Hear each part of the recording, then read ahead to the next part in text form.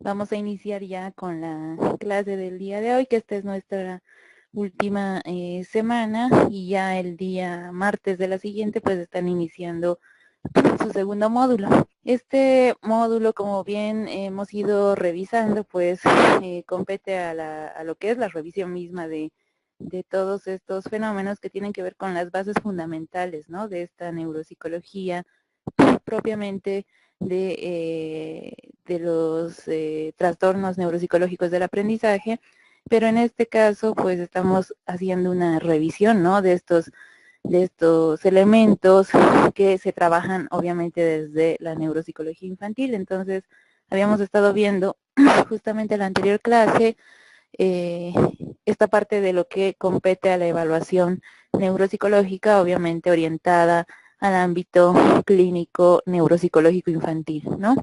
Entonces, en este caso, ya habíamos revisado hasta este punto lo que era la evaluación, ¿no?, de diferentes, digamos, factores que se deben analizar en el proceso mismo de análisis, pues, neuropsicológico, ¿sí?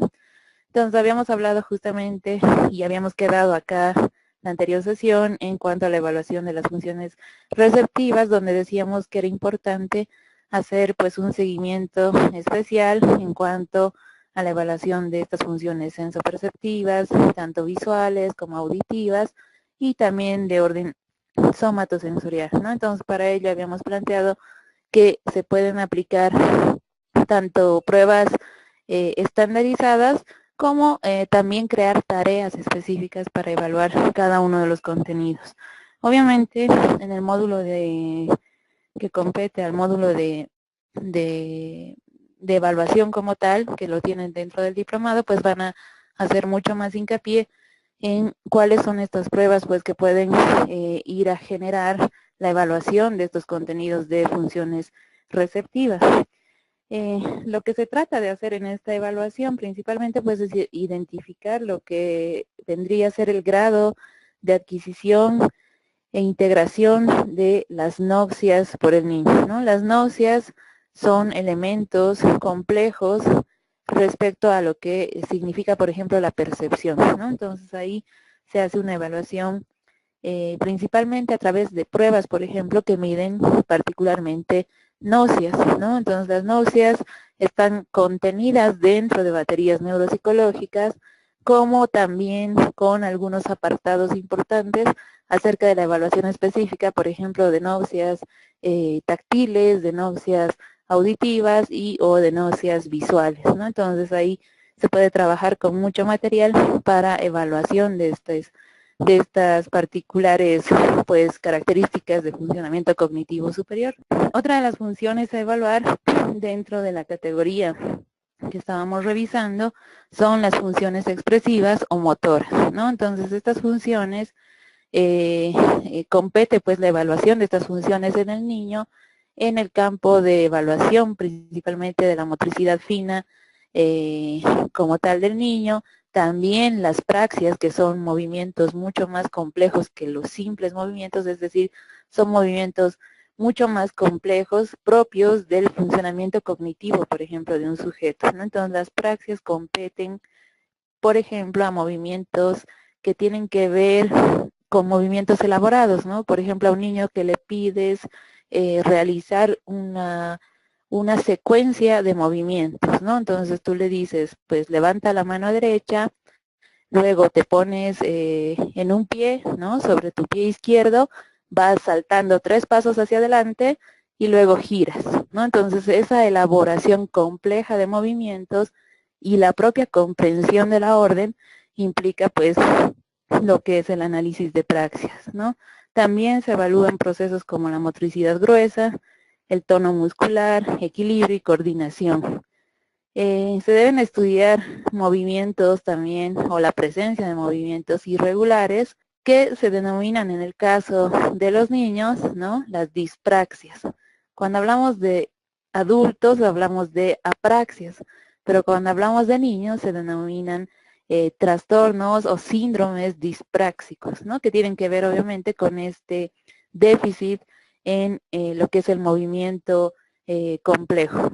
¿sí? También la presencia, por ejemplo, de sincinesias, que son movimientos, digamos, colaterales, inconscientes a movimientos que uno realiza. Por ejemplo, los niños tienen muchas sincinesias al momento de aprender a escribir, ¿no? Cuando ellos, por ejemplo, empiezan a escribir e involuntariamente, inconscientemente, pues sacan la lengüita, ¿no? Entonces ahí, esa es una sincinesia, por ejemplo. Entonces debe evaluar y principalmente registrar la presencia de movimientos que sean de orden irregular. Asimismo, por ejemplo, presencia de temblores en las extremidades, principalmente las superiores, que nos podrían dar indicaciones de algún desorden de tipo nervioso, ¿no? De nervioso central o también nervioso periférico. Ahí tenemos algunas categorías que se evalúan o que se van registrando en muchas escalas que tenemos para la medición, por ejemplo, del desarrollo motor, ¿no? Entonces se trabajan con escalas específicas de desarrollo donde obviamente se trabajan por edades, ¿no? Entonces podemos observar acá, por ejemplo, en este cuadrito, cómo cada edad, ¿no? Representativa de lo que son los hitos del desarrollo, pues competen a actividades propias de esa edad, ¿no? Entonces ahí podemos registrar, por ejemplo, lo que vendría a ser dentro de estos hitos el desarrollo psicomotor general, el lenguaje mismo, ¿no? El desarrollo cognitivo y también la conducta social del niño. Entonces cada etapa, cada edad tiene un hito, digamos, característico que debería alcanzarse a esa edad, ¿no? Entonces ahí se va haciendo pues la correlación entre lo que el niño ya alcanzó y lo que podemos ir registrando como tal. Y si existe también pues alguna deficiencia respecto en cuanto a la aplicación de estas escalas de desarrollo. Ahí vemos una continuación también de hasta los 5 años, más o menos las escalas de desarrollo nos miden la categoría de estas edades, ¿no? Más o menos entre que van pues más o menos de 15 meses hasta los 5 o 6 años de edad. Hay otro tipo de escalas que también podemos encontrar en algunos registros de escalas psicológicas o psicomotoras, donde vamos a encontrar edades todavía incluso un poquito más avanzadas, ¿no? Entonces habrá que hacer una selección, digamos, pertinente de cuál es la mejor escala para aplicarla a nuestros niños. Asimismo, debemos también hacer hincapié en la evaluación de lo que es el lenguaje y la lateralidad, ¿sí? Este proceso, obviamente, del lenguaje, siendo que es un proceso muy complejo, implica que pues se pueda hacer, por ejemplo, la evaluación misma del lenguaje apartada o en un apartado, ¿no? De, digamos, fuera de lo que es la evaluación neuropsicológica regular, ¿no? Cada categoría de lenguaje, entonces, se puede evaluar, ya que, pues, este funcionamiento, por ejemplo, cognitivo del niño, es muy complejo.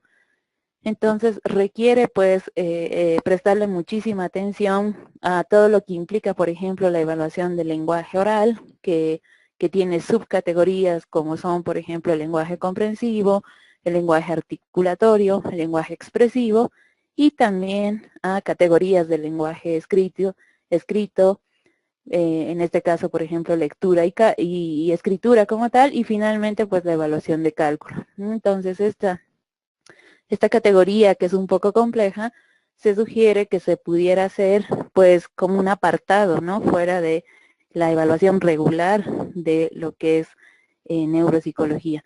Pero obviamente hay que considerar que pues, por ejemplo, el registro de aquellos niños que sean potenciales candidatos para hacer este tipo de evaluación tan compleja fuera de la evaluación neuropsicológica, ¿no? Entonces, por ejemplo, niños con trastornos específicos del lenguaje, ¿no? Serán candidatos, digamos, obvios y óptimos, pues, para realizarles una evaluación neuropsicológica completa respecto a lo que es lenguaje.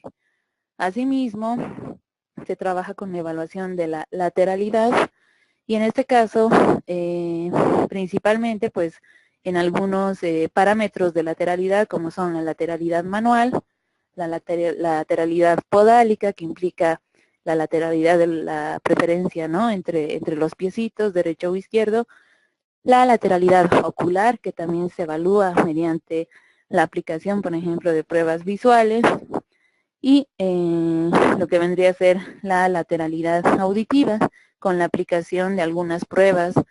Por ejemplo, el PASAT es una prueba que evalúa lateralidad auditiva, ¿no? Donde se le somete al niño a,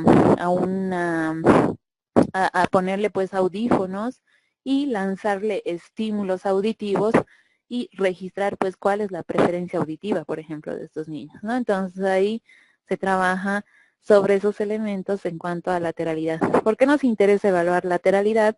Porque principalmente pues queremos conocer cuál es el grado de adquisición que tiene el niño respecto ya a la consolidación misma de la lateralidad, ¿no? Entonces, se dice que la lateralidad pues tarda en consolidarse, pero no debería tardar más allá de cuando ya ingresas, por ejemplo, a la etapa escolar, ¿no? Entonces, ya en la etapa escolar ya se van haciendo los primeros registros de las preferencias tanto manuales como podálicas de los niños, ¿no? Entonces ahí tendríamos que ver si, por ejemplo, existe un retraso en la adquisición misma de la lateralidad. También, bueno, se aplican pues pruebas específicas neuropsicológicas y o como las que les digo, estas pruebas psicofísicas o que se llaman también de escucha dicótica o los test dicápticos, que son test específicos, mucho más especializados, que implican la aplicación de estímulos como tal.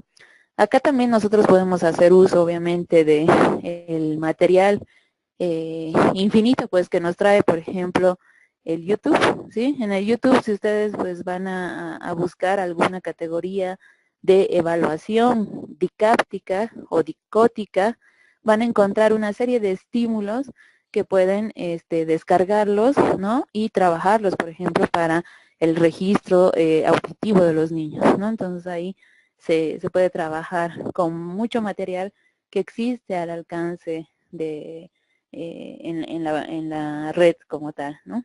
Finalmente, se recurre a lo que es la evaluación en cuanto a lo que es la personalidad, emociones y conducta en los niños. En este caso, se trabaja particularmente con, se sugiere, ¿no?, que se trabaje con la presencia, por ejemplo, de un psicólogo infantil, ¿no? Entonces, en este caso, el neuropsicólogo infantil como tal puede trabajar una evaluación de este tipo, pero desde el planteamiento de lo que vendría a ser la evaluación cognitiva de la personalidad, emoción y conducta. Y esto implica la aplicación de pruebas que evalúen principalmente lo que es el funcionamiento del lóbulo frontal en ese tipo de niños, ¿no?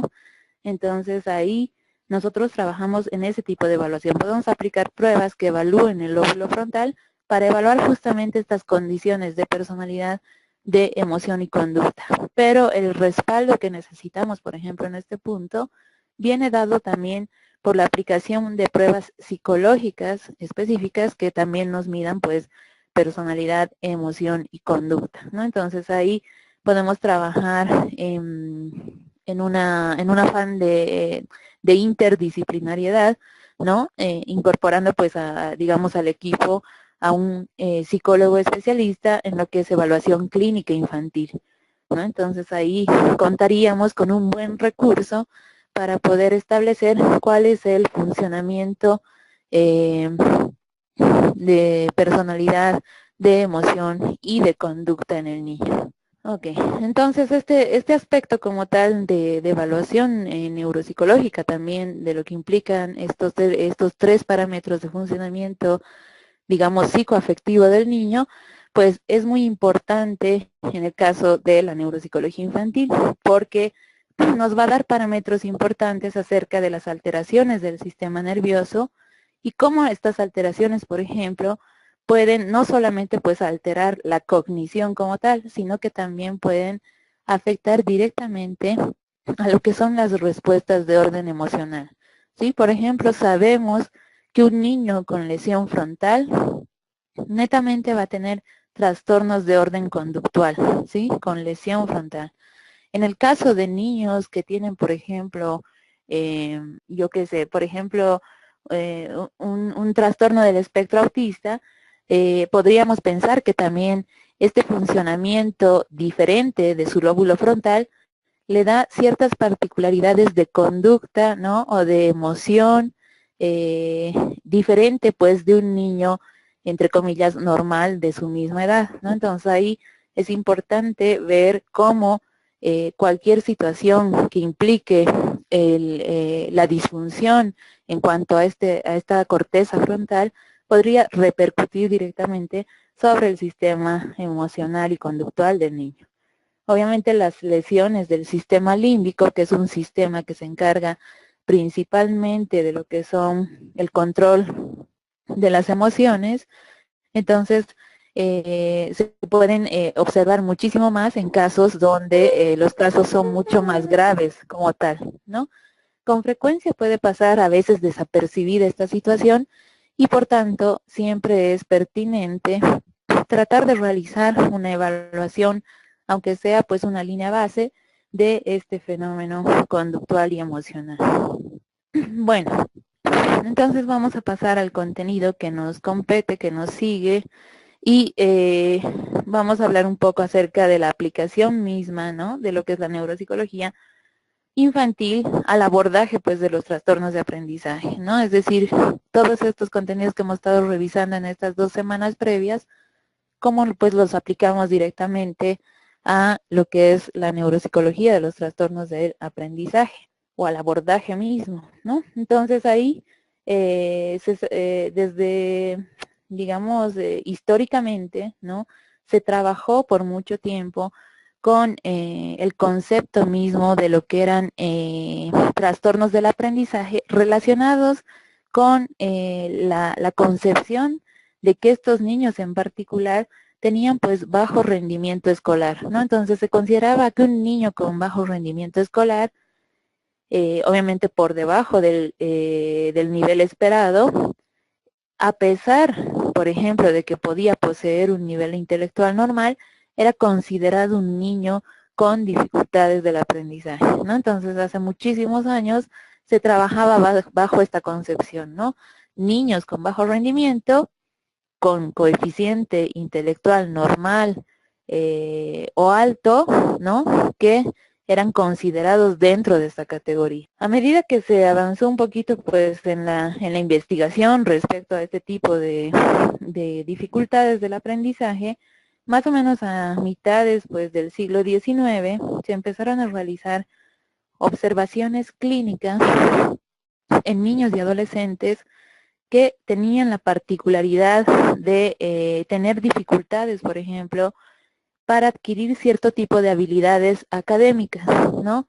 Pero además contaban con un coeficiente intelectual medio o superior. Entonces, en esta etapa se observa pues la conducta manifiesta de estos niños, ¿no? Cómo eran niños catalogados dentro de un coeficiente normal o medio o superior, pero tenían dificultades para adquirir habilidades específicamente académicas.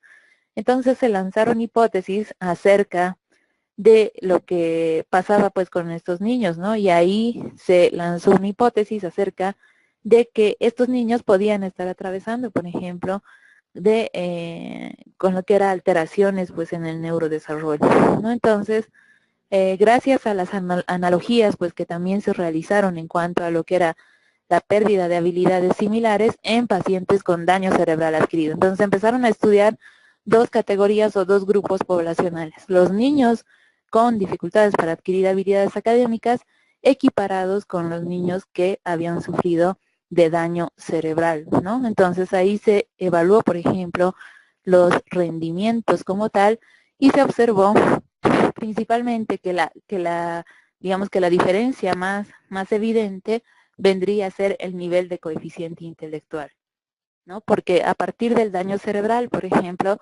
se sabía que el CI del niño podía bajar en niveles, ¿no? Gracias al daño cerebral, a diferencia de sus pares que solamente tenían dificultades en la adquisición de habilidades de orden cognitivo.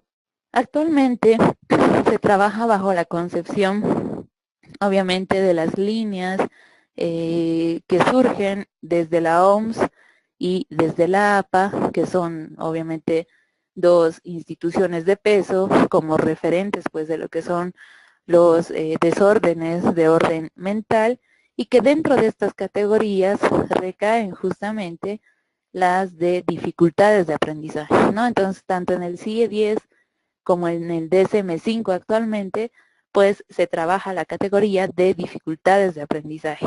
¿Y cómo se explican estas categorías? Pues a partir de estos manuales de manejo, se explican pues con algunos parámetros de evaluación, ¿no? Entonces se deben considerar, por ejemplo, que estos niños tienen trastornos específicos del desarrollo de las habilidades escolares, ¿no? Si cumplen con este parámetro, entonces puede que recaigan dentro de la categoría de dificultades de aprendizaje.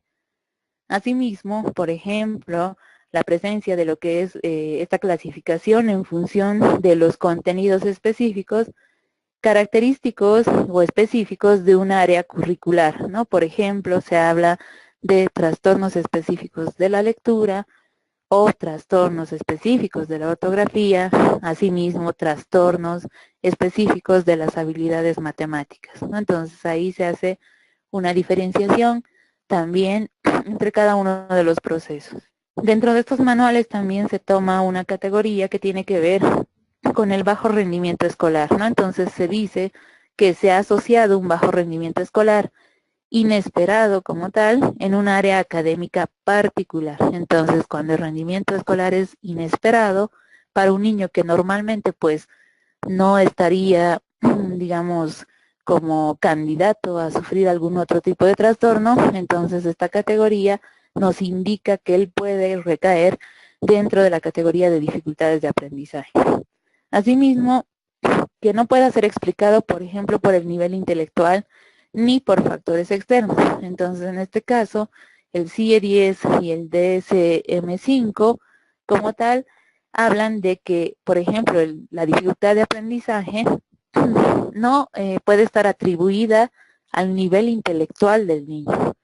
Es decir, acá actualmente se está diciendo, entonces, que un niño con CI alto incluso puede sufrir de dificultades de aprendizaje, ¿sí? Y tampoco se puede explicar la situación de aparición de dificultades, pues por otros factores de orden externo.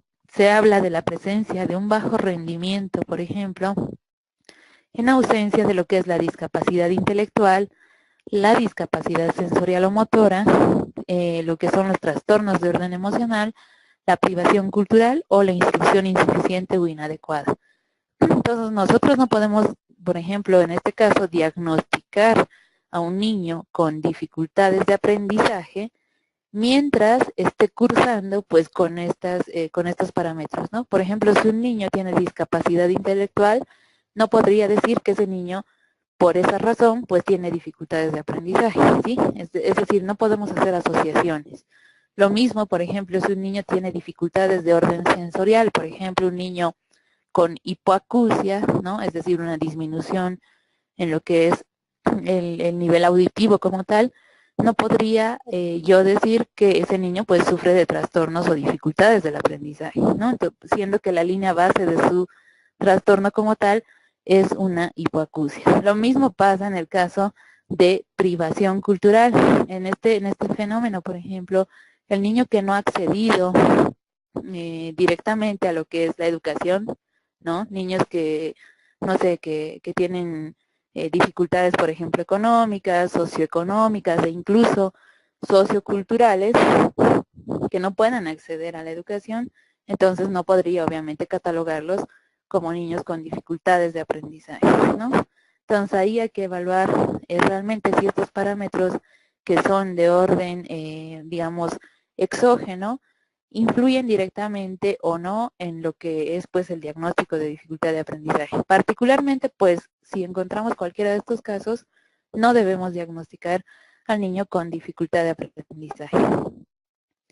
Ahí vemos un cuadrito nada más referente acerca de lo que el CIE-10 pues integra dentro de sus contenidos como a lo que estábamos comentando, ¿no? A la dificultad de aprendizaje como tal. Entonces aquí observamos que dentro de los trastornos del desarrollo, dentro de la categoría de trastornos del desarrollo, se incluye, según el CIE-10, aquellos trastornos específicos del desarrollo, ¿no? Entonces estos trastornos específicos del desarrollo son referidos como estos que competen a trastornos específicos, por ejemplo, del lenguaje y del habla, trastornos específicos del aprendizaje escolar, del específicos psicomotores y o mixtos. Entonces, dentro de esta categoría de trastornos del desarrollo específicos del aprendizaje escolar, ahí vamos a encontrar justamente en el CIE-10, la categoría de las dificultades del aprendizaje referidas, por ejemplo, a la lectura, a la ortografía, al cálculo, a trastornos mixtos, a otro tipo de trastornos y algunos sin especificar.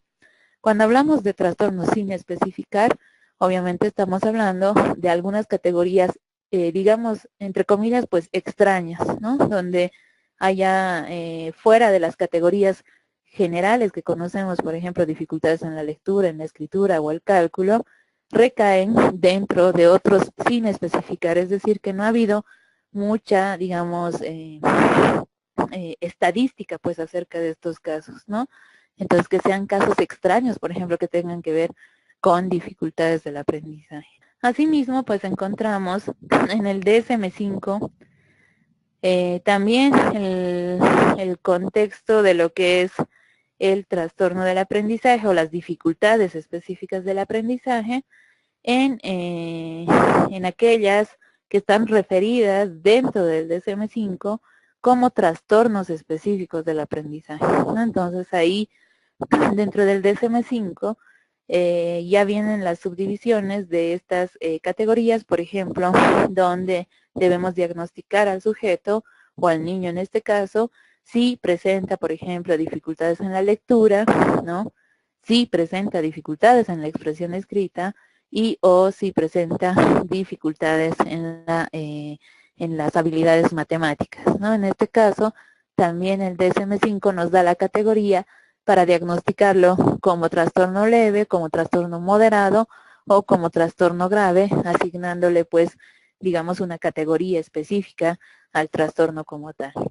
Ahí nuevamente vemos algo del referido al DSM-5, donde se habla en el DSM-5 particularmente, en vez de decir trastornos específicos del aprendizaje, se denominan dificultades de aprendizaje o dificultades específicas del aprendizaje, ¿no? Entonces, para las dificultades específicas del aprendizaje, según el DSM-5, se debe hacer una evaluación, digamos, que integre diversas áreas en lo que respecta a la evaluación neuropsicológica o también cognitiva de estos sujetos, ¿no? Entonces, aquí vemos, por ejemplo, que sugiere pues el DSM-5 la aplicación o el acopio de elementos que tienen que ver, por ejemplo, con la exploración clínica del desarrollo, y esto implican, por ejemplo, directamente parámetros de desarrollo del niño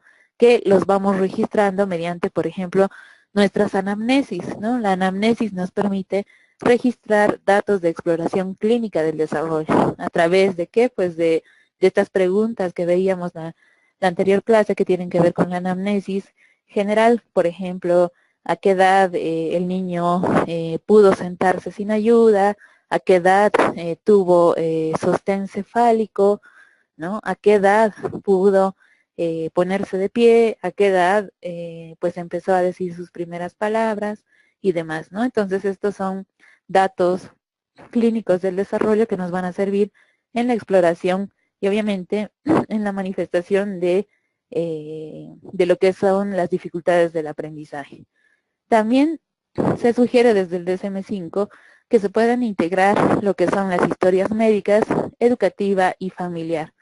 Esto lo hacemos mediante el registro también de la entrevista clínica y o de la aplicación de la anamnesis, donde tenemos estos datos que ya hemos registrado con antelación, ¿no? Entonces estos datos nos van a servir obviamente para el acopio de información propiamente para hablar acerca de un diagnóstico, por ejemplo, de dificultades pues, de aprendizaje.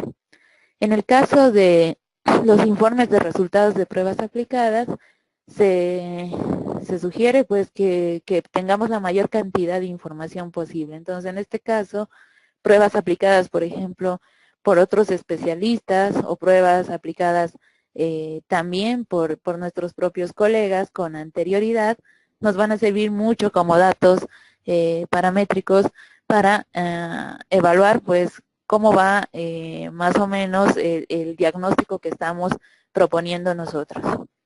Finalmente, bueno, también se hace el acopio de lo que son las observaciones realizadas por los maestros. Estas observaciones realizadas por los maestros probablemente vengan a ser digamos, la mejor fuente de referencia de lo que es el trastorno o la dificultad específica del aprendizaje. ¿Por qué? Pues porque el maestro es el primero que, digamos, registra y sabe cómo está funcionando el niño respecto a su funcionamiento en el colegio o en la escuela, ¿no? Entonces ahí nosotros tenemos que tener la capacidad de tener o de acceder pues a estos informes que realizan los maestros, ¿no? Hay escalas neuropsicológicas que se pueden, por ejemplo, mandar a los maestros. Entonces, en este caso, se puede trabajar directamente en conjunto pues con el maestro del niño y pedirle que nos llene pues esta escala, que es una escala específica que se llama así, principalmente en el caso, por ejemplo, del TDAH, se manda esta escala que es una escala para el maestro, ¿no? Así se llama, escala para el maestro. Entonces, ¿sobre qué? Pues sobre la conducta del niño en el TDAH. Entonces ahí el maestro va haciendo el registro de la conducta del niño y luego pues nos puede proveer de esta información que es muy relevante para nosotros. Finalmente, pues también nos interesa saber cómo va la respuesta del niño ante las intervenciones académicas, ¿no? En este caso, se evalúa si es que, por ejemplo, al niño se lo sometió a un programa académico para trabajar pues su rendimiento escolar y cómo ese niño está respondiendo a ese programa. Entonces, todos estos datos particularmente nos van a brindar la posibilidad de tener un diagnóstico mucho más certero, ¿no? Nos van a ayudar también en el proceso de nuestra propia evaluación neuropsicológica. Entonces, desde este punto de vista debemos considerar que, por ejemplo, la evaluación neuropsicológica, pues no va solita, ¿no? No va sola en el mundo, entonces tiene que ir acompañada de mucha información referente al niño. Obviamente nos va a permitir desde estos parámetros de evaluación de signos y síntomas propios de las dificultades de aprendizaje, evaluar pues la presencia de problemas persistentes y cómo estos interfieren en mayor o menor grado en el rendimiento escolar. Eso es lo que queremos finalmente pues averiguar con toda la aplicación y toda la recopilación de informes que podamos. Se trabajan bajo lineamientos entonces de marco teórico, ¿no? Que implica lo que es la referencia teórica acerca de las dificultades específicas del aprendizaje. En este caso, entonces, en neuropsicología contamos pues con un amplio marco teórico que viene a explicar más o menos cómo vendría a ser, pues, desde el punto de vista de la neuropsicología, lo que es el trastorno del aprendizaje o lo que es la dificultad específica del aprendizaje. En este caso, entonces, trabajamos obviamente con lineamientos que vienen desde la neuropsicología infantil. Este marco teórico que sustenta a lo que son las dificultades específicas del aprendizaje trata de explicar principalmente pues la forma en que las alteraciones del neurodesarrollo pueden afectar a la adquisición de determinadas habilidades escolares. Y a la vez, pues estas actividades, o más bien estas afectaciones como tal, pueden repercutir también en las actividades de la vida diaria del niño. Entonces ahí hay dos elementos interesantes sobre los cuales nosotros debemos prestar mucha atención, ¿no? La adquisición o la dificultad de adquisición de habilidades escolares y asimismo sus repercusiones en las propias actividades diarias de los niños, ¿no? Entonces ahí se trabaja bajo el marco contextual de lo que vendría a ser la alteración del neurodesarrollo y sus repercusiones. Se necesitan entonces de teorías también específicas, ¿no? Para poder tener la capacidad de trasladar nuestros hallazgos, los hallazgos que vayamos a obtener en cuanto a lo que es el rendimiento cognitivo del niño, a un plan pues de acción orientado a lo que es la comprensión de las dificultades que el niño presenta, ¿no? Entonces, bajo los hallazgos que vayamos a obtener, vamos a poder establecer, gracias a nuestra evaluación y a la, digamos, al acopio de información que hemos realizado, vamos a poder obtener lo que es un plan de intervención, ¿no? Entonces, bien les decía en la anterior sesión que sin evaluación no hay plan de intervención, ¿no? Entonces, necesariamente tenemos que tener todo el marco de lo que es la evaluación neuropsicológica que integra todos estos elementos que hemos visto, historias clínicas, historias de desarrollo, historias y observaciones de los maestros respecto al niño e incluso de familiares respecto al niño, del funcionamiento, ¿no?, cognitivo del niño, y finalmente integrar todo esto para poder aplicar planes específicos de intervención. Todos los niños no requieren el mismo plan, ¿no? Entonces, cada niño es, les había dicho, como una huella digital, ¿no? Como una huellita digital que particularmente, pues, viene cargado, el niño, pues, con su propio contexto, viene cargado con sus propias experiencias y demás. Entonces, cada uno necesita un plan de acción diferente uno del otro. Se ha incorporado dentro de este marco teórico acerca de las dificultades que competen a las dificultades específicas del aprendizaje, el tema de la obligatoriedad de la educación hasta los 18 años. Este tema es muy importante porque se analiza desde este punto de vista cómo se realiza pues la inclusión sistemática de nuestros niños hasta esa edad, donde están sometidos principalmente pues a un proceso continuo que está reglado principalmente por lo que es el proceso de enseñanza y aprendizaje. Y estas normas vienen obviamente desde nuestro propio sistema educativo, ¿no? Entonces, se supone pues que cuando el niño no alcanza el nivel esperado de conocimiento que está normado por esas reglas o normas educativas del propio sistema escolar, entonces esto pues nos da a entender que podría existir la presencia de un niño con dificultades del aprendizaje. Entonces hay que prestar muchísima atención a ciertos parámetros de esta obligatoriedad en la educación de los niños y cómo es el proceso de escolarización al que están pues sometidos estos niños, ¿no? Entonces ahí se evalúan, por ejemplo, algunas razones básicas por las que el niño podría transcurrir con dificultades específicas del aprendizaje, gracias directamente a factores exógenos que tienen que ver con el contexto escolar. En este caso, por ejemplo, se evalúa lo que es la deficiencia en el sistema de enseñanza, ¿no? Entonces ahí uno de los marcos teóricos que sustentan a las dificultades de aprendizaje tienen que ver con esta deficiencia del sistema de enseñanza, ¿no? Si el niño ha sido sometido a un sistema con un déficit muy grande, ¿no? Entonces, obviamente, pues el niño podría presentar dificultades en su proceso de adquisición mismo de aprendizajes, ¿no? Entonces, en este punto, por ejemplo, se evalúan parámetros como son los tiempos de escolarización insuficientes, cómo son las prácticas pedagógicas que se trabajan pues en aula, si estas prácticas pedagógicas son eficaces o ineficaces. Asimismo, se evalúan los apoyos familiares escasos, es decir, que pues los padres no estén contribuyendo a este sistema de aprendizaje en los niños. También se evalúan procesos como son los problemas culturales como tal, ¿no? Entonces, en este caso, por ejemplo, los problemas culturales a nosotros nos compete muchísimo porque podemos establecer, por ejemplo, que un niño de población aymara accede, por ejemplo, a la escuela, ¿no? Y en la escuela le enseñan en español, ¿no? O sea, las clases pues se las dan en español, mientras que en casa o en su comunidad pues se habla netamente el aymara, ¿no? Entonces ahí hay que evaluar justamente si estos factores de orden social, ¿no? O culturales sociales influyen en lo que es el aprendizaje del niño. Asimismo, pues se evalúa lo que vendrían a ser las deficiencias de orden intrínseco, aquellas deficiencias internas, ¿no? Como consecuencia, por ejemplo, de alteración del neurodesarrollo. Entonces ahí hay que tomar en cuenta si, digamos, juntamente con la dificultad específica de aprendizaje, coexisten, ¿no?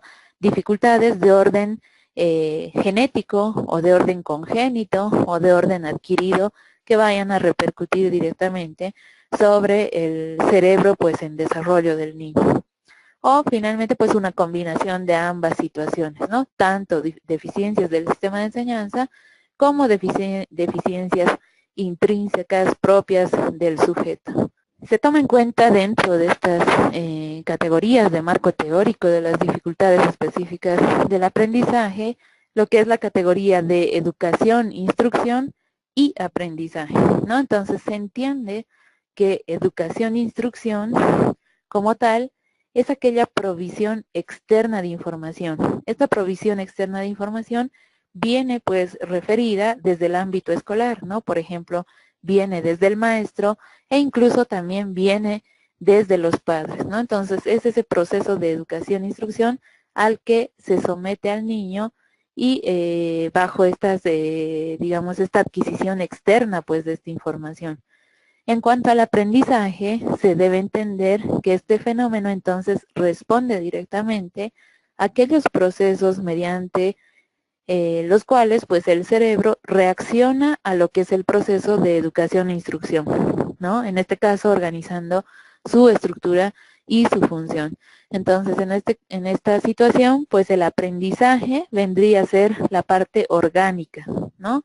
Mientras que la educación e instrucción viene a ser la parte de enseñanza, ¿no? La enseñanza y cómo a través del aprendizaje el niño es capaz de, digamos, de sostener y de mantener a largo plazo el proceso de educación e instrucción que proviene de afuera. En esta situación, entonces, se trabaja bajo el marco teórico de lo que vendría a ser el enfoque actual de la neuropsicología infantil en general, ¿no? Entonces, este lineamiento de lo que es el entendimiento de este proceso entre educación, instrucción y aprendizaje responde a el enfoque actual pues de la neuropsicología infantil. Asimismo, del marco teórico que sustenta a las dificultades de aprendizaje en particular. Estos dos elementos se explican y tienen un sustento teórico en lo que vendría a ser las teorías planteadas, por ejemplo, por el darwinismo neuronal, el neuroconstructivismo y la teoría de las trayectorias de desarrollo que se refieren a las trayectorias de desarrollo neuronal, ¿sí? Entonces, en estas categorías de estas teorías se han sustentado los lineamientos básicos de estos enfoques que tienen que ver con el proceso de educación e instrucción y el proceso de aprendizaje en particular. En cuanto a la psicología como tal, en el ámbito pues escolar, ¿sí? La psicología escolar ha brindado también un marco, digamos, de contexto, un marco también teórico acerca de lo que es esta interacción entre la psicología escolar y la neuropsicología infantil. En esta situación, entonces, se ha integrado desde la década de los 90, que ha sido considerada esta década como la década del cerebro, pues algunas técnicas específicas para poder observar cómo se desarrollan pues estos trastornos específicos del aprendizaje. En esta década pues se hace la introducción de lo que vendrían a ser, por ejemplo, las técnicas de neuroimagen, acopladas a este desarrollo del conocimiento neurocientífico, ¿no? Entonces, en esta década como tal surgió esta interacción entre ambas ciencias, ¿no? Las técnicas de neuroimagen y, por otro lado, el conocimiento neurocientífico acerca de los fundamentos, pues, por ejemplo, de trastornos de neurodesarrollo. Gracias a esta interacción y esta integración de estas ciencias, se pudo, pues, objetivar lo que eran las relaciones entre cerebro y aprendizaje, ¿no? Y generar pues evidencias reales acerca de los cambios cerebrales que se suscitaban gracias al aprendizaje como tal. Este fenómeno se denominó como el fenómeno de la plasticidad, ¿no? Y obviamente este fenómeno que evidenciaba pues los cambios cerebrales, como eran los fenómenos plásticos, se correlacionaron, perdón, con lo que era la intervención con programas educativos, ¿no? Entonces se vio que la intervención educativa generaba en los sujetos o en los niños principalmente lo que era el proceso de plasticidad neuronal.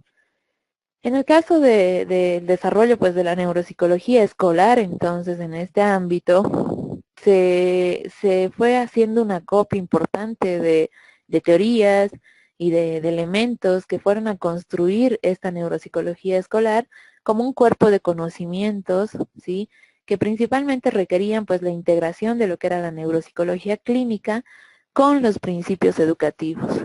Entonces, en este sentido, se desarrolló una, digamos, algo así como una subunidad dentro de lo que vendría a ser la neuropsicología infantil, referida a la neuropsicología escolar, ¿no? Entonces, en esta neuropsicología escolar, justamente se empezaron a trabajar temas que tenían que ver con el ámbito educativo, con el ámbito, obviamente, de aprendizaje, y es ahí donde se empezaron a trabajar, pues, los primeros temas, acerca de trastornos del aprendizaje. Estos procesos de integración de estas ciencias pues contribuyeron principalmente a los procesos de evaluación e intervención en los niños para facilitar el aprendizaje y la conducta adecuada dentro de estos sistemas escolares y familiares propios de estos niños.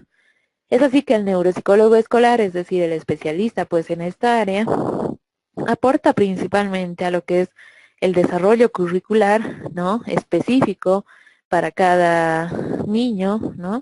O para cada grupo escolar, y también en el diseño del proceso enseñanza-aprendizaje, contribuyendo desde su propia perspectiva, por ejemplo, al maestro para poder ayudar pues en este proceso de enseñanza, mucho más en niños que requieren mucha atención, digamos, especializada, ¿no? En este caso, pues se trabajó mediante la instrucción diferenciada basada en el conocimiento de estas relaciones entre cerebro y conducta y cómo el cerebro, obviamente, responde, ¿no? Conductualmente a lo que son los procesos de aprendizaje. Una de las finalidades entonces principales pues que se trabaja en esta área en particular es proporcionar a cada niño su ambiente y estrategias óptimas de aprendizaje, ¿no? Entonces eso sería, digamos, el ideal, pues, de actuación del neuropsicólogo escolar. Este autor, Miller, en 2013, lanza una suerte de códigos y de, digamos, de parámetros importantes acerca de lo que es la evaluación neuropsicológica en el contexto escolar y empiezan a sugerirse, pues desde sus propios lineamientos, que se deben someter a evaluación a los niños mediante ciertos parámetros que se deben cumplir. Por ejemplo, cuando el alumno no responde a diferentes estrategias de intervención, entonces este niño debe ser sometido a evaluación neuropsicológica dentro del contexto escolar, ¿no? Asimismo, si tras una evaluación psicopedagógica, por ejemplo, se sugiere la existencia de posibles deficiencias en el proceso cognitivo o en el procesamiento cognitivo, también se debe llevar al niño a una evaluación neuropsicológica.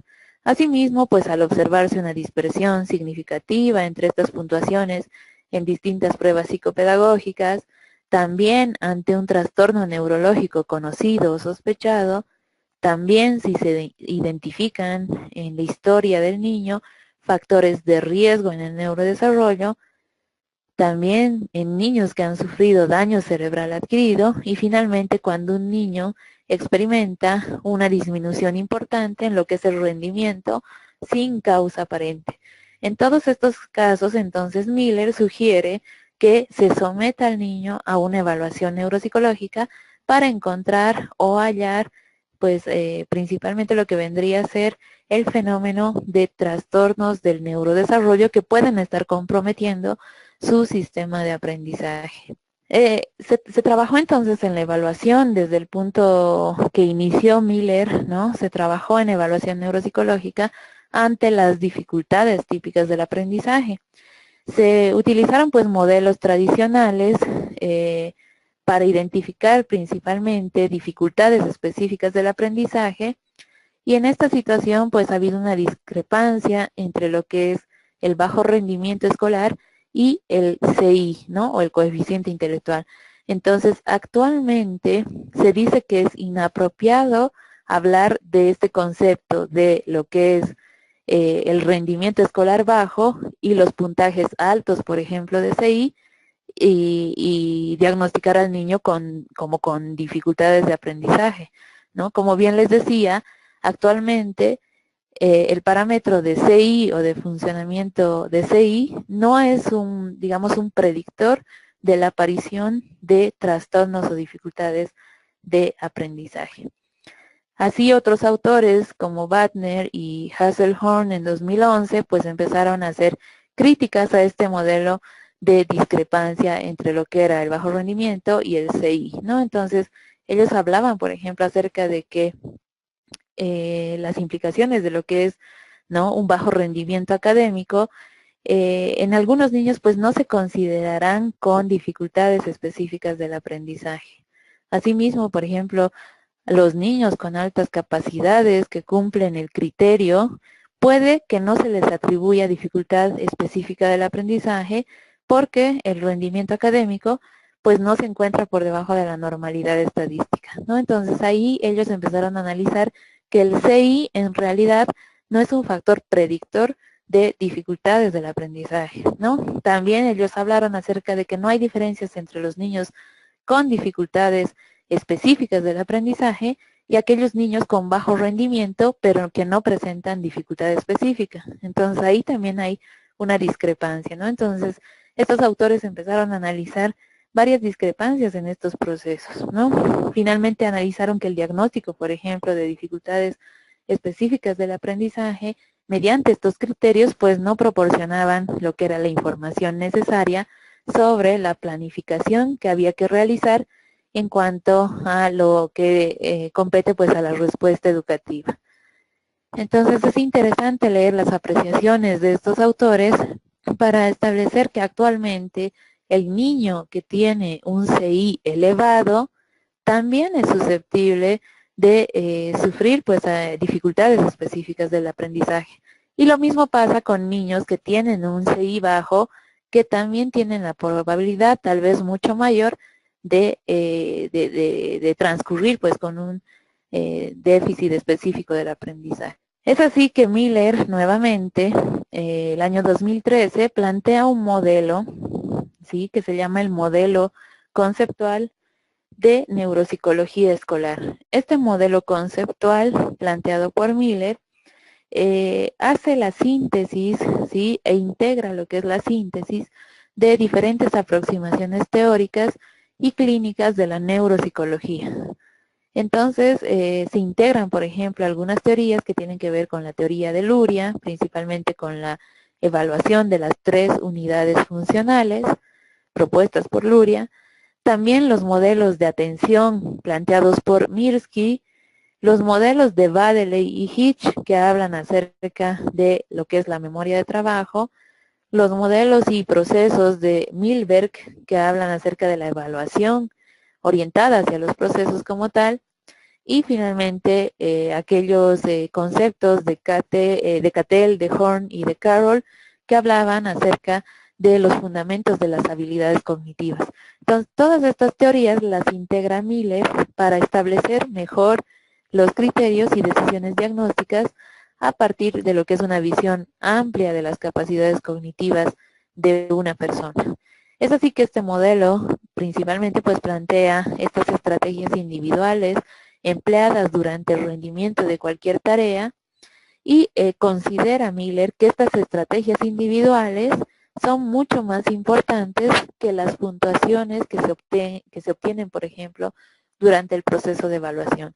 Entonces, él hace mucho más hincapié en el proceso cualitativo que en el proceso mismo cuantitativo en cuanto a la evaluación neuropsicológica. Se dice que este modelo entonces tiene una triple finalidad, entre ellas pues facilitar la interpretación clínica de los datos a través de un marco organizacional, asimismo fortalecer lo que es la unión entre la evaluación e intervención basada en la evidencia, también así proporcionar un marco de referencia para evaluar o valorar los efectos de los trastornos del neurodesarrollo sobre los procesos cognitivos. El modelo como tal entonces hace una integración de lo que son los resultados procedentes de lo que es el rendimiento académico y de lo que es el funcionamiento socioemocional con componentes de la evaluación neuropsicológica. Entonces Miller va a aportar desde esta teoría, desde este modelo teórico, a lo que es el interés principal que recae en el proceso de evaluación cualitativa, evaluando obviamente el rendimiento de lo que son las tareas, ¿no?, del niño de forma cualitativa. Ahí tenemos algunas de las, bueno, en realidad las 4 clasificaciones en cuanto a las funciones y procesos neurocognitivos que evalúa este modelo. Entonces tenemos por un lado pues aquellas evaluaciones en cuanto al funcionamiento sensoriomotor, la evaluación en cuanto a facilitadores e inhibidores de los procesos cognitivos y habilidades adquiridas de conocimiento, también la evaluación de procesos cognitivos básicos y la evaluación de conocimientos adquiridos. Cada una de estas categorías se evalúan, claro, bajo parámetros de tareas específicas que van a componer pues a las grandes áreas. Entonces, finalmente, pues, ¿cuál es la contribución de este modelo a lo que es la respuesta educativa? Principalmente este modelo, sí, es un modelo que sugiere pues un empleo más racional de lo que es el conocimiento científico en beneficio de los alumnos con deficiencias de aprendizaje, ¿no? Entonces, sigue una suerte de modelos de resolución de problemas, ¿no? Por ejemplo, a través del análisis de lo que es la exploración sistemática de las fortalezas y las debilidades de los niños o de los estudiantes para lo que es la respuesta educativa basada en la evidencia, ¿no? Entonces ahí uno de los puntos centrales vendría a ser este registro de lo que son las fortalezas y debilidades en cuanto al rendimiento educativo. Asimismo, pues buscar posibles soluciones entre diferentes alternativas probadas y evaluar su efectividad, es decir, someter al niño a programas educativos y ver cuán eficaz pues es ese programa en el rendimiento escolar, ¿no? También el modelo contribuye a lo que es la respuesta a la intervención estratégica o a la intervención estratégica preliminar ante lo que es la sospecha de una posible dificultad específica del aprendizaje, ¿no? Entonces acá se realiza la obtención de indicadores tempranos importantes para ver cuál es la respuesta del niño, cómo está respondiendo pues a programas escolares, a programas educativos. Se sugiere dentro del modelo que no se debe, mirar, ¿no?, entre comillas, mirar dentro del niño hasta que la instrucción haya sido suficientemente sólida para permitir un adecuado rendimiento. Esto quiere decir que pues el evaluador como tal debe esperar que el niño justamente haya, generado la suficiente comprensión acerca de lo que se le está pidiendo pues hacer, ¿no? Entonces, cuando ya hay suficiente comprensión o una comprensión sólida acerca de las instrucciones que se le brindan, entonces en este momento podemos ver cómo pues el rendimiento es adecuado o no respecto a lo que se le está planteando. Finalmente, pues otra de las contribuciones del modelo como tal es evaluar aquellos indicadores de riesgo, es decir, por ejemplo, la presencia de antecedentes familiares de cualquier tipo de trastorno, es decir, padres, hermanos, incluso abuelos, con trastornos similares a los que el niño atraviesa. Entonces son antecedentes o factores de riesgo que hay que tomar en cuenta para hablar acerca de trastornos específicos del aprendizaje. A ver, bueno, En cuanto a lo que respecta a las diferencias entre dificultad de aprendizaje y problemas de aprendizaje, bueno, como les decía, ¿no? Se maneja, el tema en particular es hablar acerca de la presencia de lo que son los trastornos del aprendizaje, es decir, típicamente se habla de trastornos del aprendizaje, ¿no? Entonces, dentro de la categoría de trastornos del aprendizaje, se ha trabajado desde los fundamentos propios de la OMS y de la APA para hablar acerca de estos trastornos del aprendizaje. Es así que dentro de lo que es la categoría trastornos del aprendizaje, se ha llevado más bien actualmente a hablar acerca de dificultades específicas del aprendizaje. No es que existan diferencias en cuanto a fundamentos cualitativos de ambos conceptos, sino que simplemente se ha preferido manejar el tema de dificultad específica del aprendizaje, por ejemplo, en lo que respecta a diferenciarlo de trastorno, ¿no? Cuando dices trastorno, probablemente estés recayendo en un error tal vez de categorizar o de etiquetar pues a un niño con un trastorno, ¿sí? Decir dificultad del aprendizaje implica un nivel mucho más leve, digámoslo así, ¿no? Un nivel mucho más leve en lo que implica eh, las mismas implicancias, pues, digamos, clínicas y sociales de lo que es una enfermedad o lo que es un trastorno. Entonces, se prefiere actualmente utilizar el término de dificultades del aprendizaje. En cuanto a problemas, dificultad o problema viene a suscitar como la misma situación, ¿no? Entonces, o puedes decir que tu niño pues tiene dificultades del aprendizaje, o puedes decir que tiene problemas del aprendizaje, ¿no? Entonces, se prefiere cualquiera de los dos términos respecto a lo que vendría a ser trastorno como tal. La hiperlaxitud como causa de dificultad del aprendizaje.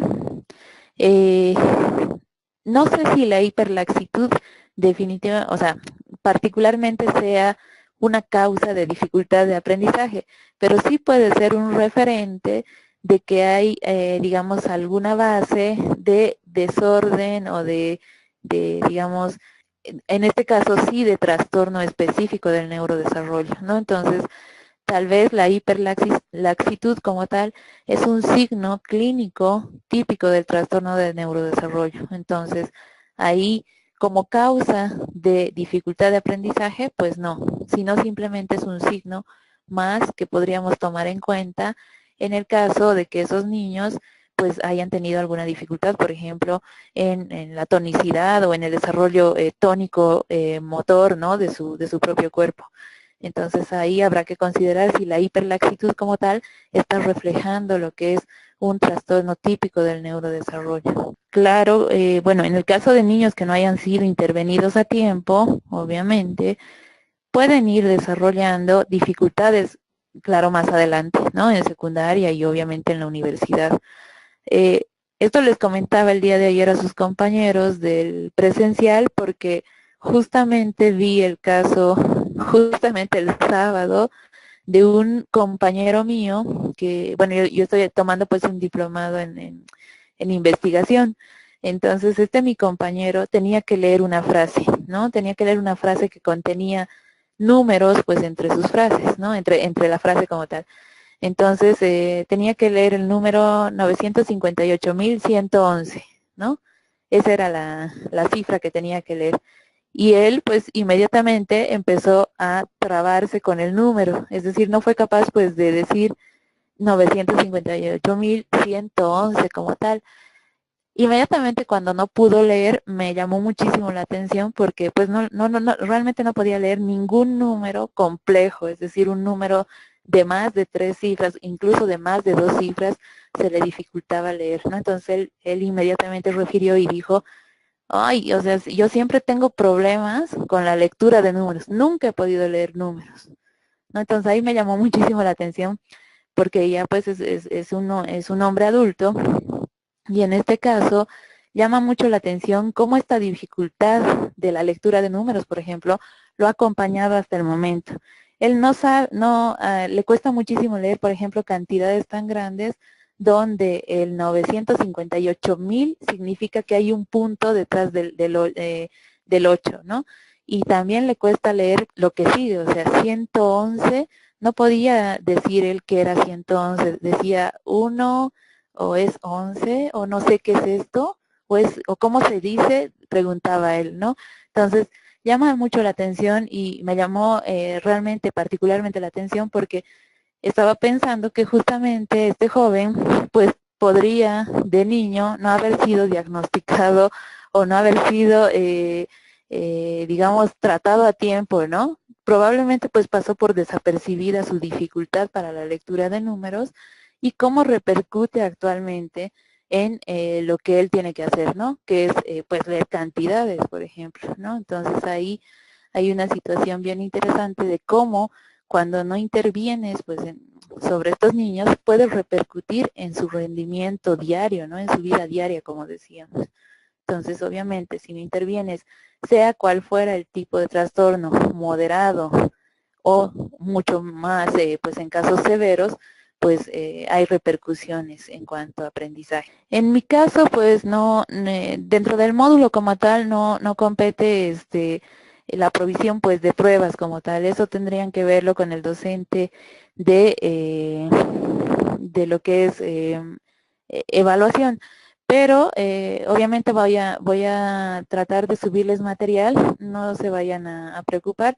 No es que tampoco yo no les quiera subir material, pero sí, o sea, si tengo a mano pues una escala de neurodesarrollo y estas escalas para maestros específicamente, para niños con TDAH, se las voy a mandar, ¿sí? Entonces no se vayan a preocupar, pero el material obviamente de solicitud que compete al módulo de evaluación, pues el docente de evaluación seguramente también les va a proveer de materiales específicos, ¿sí? Pero bueno, de todos modos, como sugerencia, muchas gracias Carmen, pues voy a subir algún material al respecto. El trastorno como tal es netamente un fenómeno mucho más complejo. Por ejemplo, no es lo mismo hablar de dificultad de, yo qué sé, dificultad del aprendizaje de números, ¿sí? Dificultad en el aprendizaje de números o dificultad en el cálculo como tal, típicamente como catalogamos, por ejemplo, las dificultades específicas del cálculo,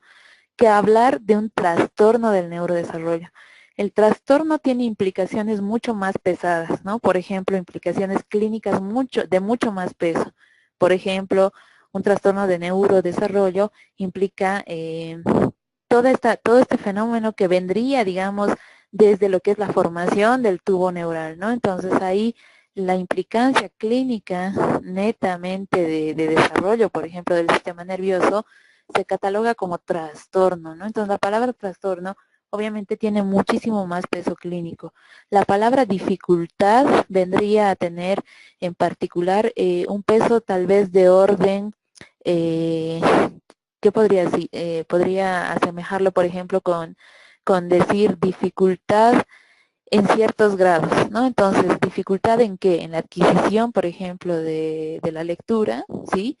Este fenómeno puede verse en grados leves, moderados o severos, ¿sí? Si estamos hablando de un grado severo, aún podemos denominar como dificultad, ¿sí? En el caso de trastorno, ya es un trastorno específico que tiene signos clínicos y signos patológicos como tal, ¿no? El trastorno implica, pues, estas implicancias clínicas netamente. En el caso de niños en educación inicial, ¿sí? El caso de niños en educación inicial, se puede observar la aparición de ciertas, digamos, de ciertos parámetros y cierto tipo de conductas que nos pueden referir ya desde muy temprano si esos niños pueden tener, por ejemplo, más adelante la particularidad de desarrollar dificultades específicas del aprendizaje. En este caso, por ejemplo, hay una evaluación que compete al área de evaluación de las habilidades, por ejemplo, matemáticas, donde las habilidades matemáticas obviamente se van a evaluar en el proceso de escolarización que va de los 6 años para arriba.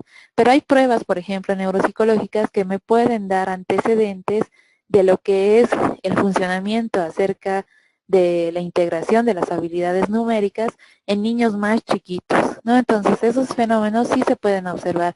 Mientras sea cuantificable el fenómeno, se puede observar. La lateralidad, no. La lateralidad, los problemas en la lateralidad, perdón, no se pueden observar netamente solo hasta cuando el niño ingresa pues a la etapa escolar, ¿no? De otra forma no habría. Los trastornos de la percepción típicamente sí se pueden evaluar en niños ya pequeños, por ejemplo, que vayan algunas evaluaciones dirigidas desde los 2 a los 5 años de edad.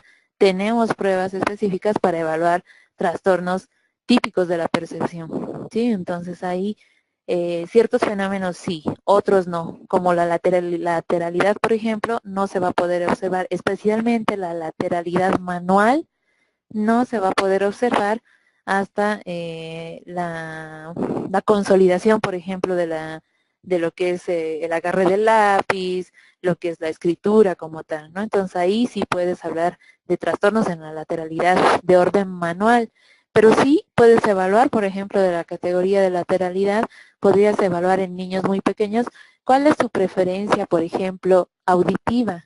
Ahí sí puedes evaluar la preferencia auditiva, es decir, si el niño le resulta mucho más fácil, digamos, la comprensión a través o del oído izquierdo o del oído derecho, ¿no? Entonces ahí hay pruebas que se llaman estas pruebas las escuchas dicóticas que estábamos viendo en esa diapositiva, donde se le presenta al niño dos estímulos simultáneos en los oídos, es decir, en el oído izquierdo, por ejemplo, le presentas la letra, no la letra, una palabra, ¿no? La palabra sol, y en el oído derecho le presentas la palabra pan, ¿no? Entonces, lo primero que registra el niño es esa preferencia auditiva, ¿no? Entonces, te dirá que escuchó, por ejemplo, pan primero, ¿no? Entonces, tú sabes que lanzaste ese estímulo en el oído derecho. Entonces, esa es la preferencia pues auditiva que se puede medir desde en niños muy chiquitos, ¿no? En el registro de sonidos y demás. La lateralidad específica que tiene que ver con la lateralidad manual requiere un poco de más tiempo. A ver, las pruebas médicas neurológicas. Si estas no arrojan ningún resultado negativo, pero el niño presenta convulsiones. No cabe la posibilidad de que si un niño presenta convulsiones, ¿sí?, el electroencefalograma salga negativo. En el caso de un niño que presenta convulsiones sometido a un estudio electroencefalográfico, siempre te va a dar la particularidad de que existe o irritación cortical o que existen parámetros irregulares en el funcionamiento eléctrico del cerebro. Entonces, no cabe la posibilidad de que un niño con convulsiones no presente irritación cortical. Ahora, obviamente, depende del tipo de manifestación convulsiva. Como bien les decía, por ejemplo, en el caso particular de un niño, ¿no?, donde la mamá refiere y te dice, pues mi niño ha sufrido una convulsión. ¿Cuándo? Pues a los 2 meses de edad, ¿no? ¿La volvió a sufrir? No, nunca más, ¿no? Entonces ahí obviamente podrías pensar que el resultado de una, digamos, de un electroencefalograma sí te diera negativo. Pues ¿por qué? Porque la crisis como tal se suscitó a los 2 meses. ¿Y qué edad tiene ahora el niño? Pues 5 años, ¿no? Entonces ha pasado muchísimo tiempo en que probablemente esa convulsión haya sido un evento aislado, pero no por eso menos importante, ¿sí? Eso se considera como dato patológico, pero puede que haya pasado muchísimo tiempo y que nunca más se haya vuelto a repetir la convulsión, ¿no? En el caso de convulsiones recurrentes, típicamente el electro te va a salir pues con datos, se llaman datos positivos en este caso, no se llaman datos negativos, ¿no? Entonces te van a arrojar datos positivos acerca de actividad eléctrica normal o de irritación cortical. En ese caso, obviamente, pues en cuanto se detecta la irritación cortical o lo que es la presencia de convulsiones o actividad eléctrica normal, se sabe que esas pueden repercutir en el sistema de aprendizaje. Lo que hay que hacer es hacer el seguimiento a ese niño para ver cuán, digamos, cuánto pues repercute en su funcionamiento, ¿no? Entonces, obviamente, si es un niño muy pequeño, tendremos que hacer el seguimiento hasta la etapa de escolarización. Si es un niño pues ya que está escolarizado, podremos tener la posibilidad ya en tiempo real, digamos, de observar las dificultades de aprendizaje asociadas a crisis convulsivas, por ejemplo. A ver, muy rápidamente, sí, el punto en el punto que hablábamos acerca de lo que es el fenómeno de educación, instrucción y aprendizaje, tienen que ver con este marco teórico que sustenta pues a lo que es las dificultades específicas del aprendizaje, ¿no? Entonces aquí hay que considerar que las dificultades específicas del aprendizaje están circunscritas dentro del marco de entendimiento de lo que es la educación-instrucción y de lo que es el proceso de aprendizaje, que son dos, digamos, dos factores o dos fenómenos diferentes, ¿no? Por un lado tenemos al fenómeno de educación-instrucción y este fenómeno de educación-instrucción se refiere principalmente a lo que es la provisión externa de información, es decir, es esa información que viene referida por el maestro y o por los padres, que son los que proveen esta información al niño. Esto quiere decir que son los que proveen el sistema de enseñanza al niño, ¿sí? En el caso del fenómeno del aprendizaje, que se analiza desde el punto de vista de aquellos procesos que van a mediar o que van a recepcionar, pues, al proceso de educación e instrucción y que están relacionados, obviamente, con la estructura anatómica que recibe el proceso de educación e instrucción.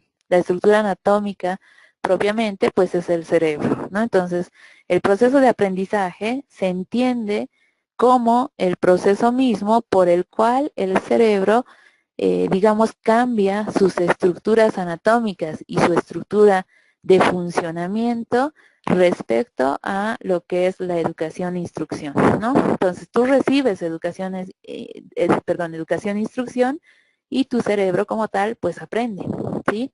Entonces esta es la diferencia entre estos dos fenómenos, pero estos dos fenómenos se integran para la explicación y el sustento teórico de lo que son las dificultades específicas del aprendizaje.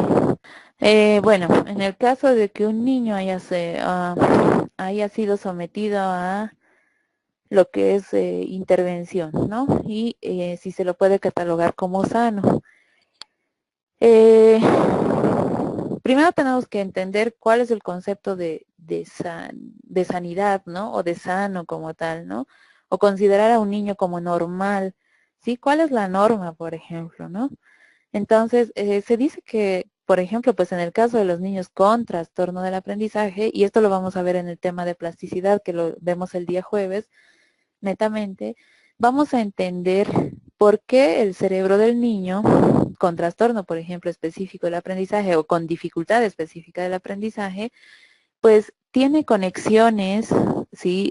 Estructurales diferentes a las de un niño normal, entre comillas, ¿no? Cuando digo normal, entre comillas, obviamente estoy entendiendo que pues nadie cae dentro de la categoría de normalidad, ¿no? Entonces, bueno, decimos normal porque justamente son niños que pues dentro de sus estructuras cerebrales como tal, están consolidadas de cierta forma regular para todos los niños, ¿no? Los niños con dificultades específicas del aprendizaje, hay evidencia de neuroimagen que implica una formación diferente de estructuras cerebrales. Esto no quiere decir que estos niños tengan lesionado el cerebro. Quiere decir que sus estructuras como tal han sido consolidadas de diferente forma. ¿Gracias a qué? Gracias a los sistemas de experiencia y de aprendizaje que se incorporaron a ese cerebro. Entonces, quiere decir que justamente no podríamos catalogar a un niño como sano o a un niño como normal, ¿no? En el caso mucho más de niños con antecedentes de trastornos del aprendizaje, diremos que estos niños principalmente pues van a aprender a vivir con su trastorno del aprendizaje. ¿Y cómo van a aprender a vivirlo? Pues justamente con la intervención de diferentes especialistas que les puedan proveer herramientas, digamos, pertinentes para poder llevar y convivir con este trastorno o con este déficit o con esta deficiencia o esta dificultad como tal, que netamente les permita, digamos, desempeñarse adecuadamente más adelante, ¿no? Entonces, lo que queremos generar es que nosotros no vamos a curar, ¿no? No somos pues curanderos, ¿no? Entonces no vamos a curar. Lo que vamos a hacer es, digamos, no quiero decir el tema de rehabilitación, ¿no? Pero digamos comúnmente diríamos que vamos a rehabilitar o reinsertar a ese niño en su propio proceso educativo, brindándole estrategias y métodos de actuación frente a su propia dificultad de aprendizaje, ¿no? Entonces, este niño, por ejemplo, que sufre de dislexia, ¿no? Entonces, crearemos pues técnicas específicas bajo la base de línea de lo que es la neuropsicología, para que ese niño pues tenga estas técnicas y métodos específicos para convivir pues con su propia dislexia. Sí, pero obviamente no hablamos ni de niños sanos o niños enfermos, no hablamos de niños normales y tampoco hablamos de niños anormales, ¿no? Entonces, eh, como bien lo pones, pues entre comillas queda eso de la sanidad y de la sanitud, ¿no? De la estructura cerebral. No hay, no hay una situación que pueda sanarte, porque finalmente pues esto no es una enfermedad, ¿sí? No es una enfermedad, es una dificultad o es típicamente pues un trastorno del neurodesarrollo. Los niños con Asperger pueden presentar asociaciones, obviamente en trastornos del aprendizaje, ¿no? O en dificultades del aprendizaje. En este caso, los niños con Asperger principalmente caen dentro de la categoría de trastornos del aprendizaje que competen a lo que son los trastornos conductuales del aprendizaje. Entonces ahí hay que hacer una diferenciación, ¿no? Probablemente estos niños puedan tener un sistema de aprendizaje muy bueno respecto a ciertas habilidades que tienen los niños Asperger, por ejemplo, pero sí caen dentro de la categoría de trastornos del aprendizaje que tienen que ver con la conducta social principalmente, ¿sí? Entonces eso lo vamos a revisar en el módulo, obviamente, de dificultades específicas del aprendizaje y también los trastornos del espectro autista. Ok, finalmente, ¿cuál es la relación entre trastornos del lenguaje y dificultades del aprendizaje? Netamente, si encontramos un trastorno del lenguaje, típicamente, por ejemplo, en lo que respecta a la comprensión del lenguaje oral, ¿no? O del lenguaje escrito, pues podemos hacer una asociación directa con lo que es la dificultad de aprendizaje para la lectura o para la escritura, ¿no? Entonces, esta asociación, digamos, es indisoluble, ¿no? Cuando encontramos, obviamente, dificultades específicas en el aprendizaje de la lectura o de la escritura, estamos hablando de una línea base de trastorno específico del lenguaje que tiene que ver con el lenguaje comprensivo, por ejemplo, o con el lenguaje escrito, ¿sí? Entonces, en este caso, esta es una situación pues indisoluble entre los trastornos del lenguaje y estas dificultades específicas del aprendizaje que competen a la lectura o a la escritura, ¿sí? Tómese en cuenta pues que lectura y escritura pertenecen a la categoría de lenguaje. Ok, el día jueves estaríamos culminando este módulo, ¿no? Principalmente, entonces ya van a salir las fechas o evidentemente yo creo que ya mañana van a tener en su plataforma las fechas de examen y las fechas de entrega de el trabajo, un trabajo que va a ser muy sencillito y que voy a subir pues los lineamientos ahí a la plataforma como tal, ¿sí? Entonces es la elaboración principalmente para que, para que vayan pensando, ¿no?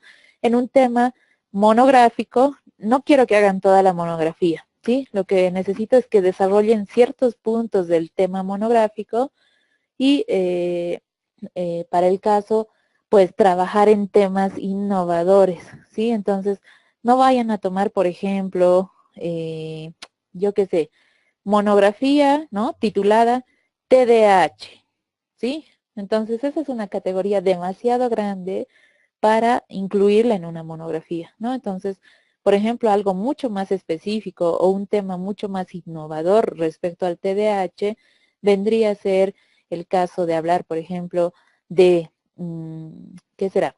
Disfunción ejecutiva en niños con TDAH, ¿sí? Entonces, esa es una categoría mucho más específica y que compete pues al desarrollo de un tema innovador, un tema de interés, ¿no? Que no sea un tema general, ¿sí? Entonces, no vayan a titular a sus monografías con temas muy generales, ¿sí?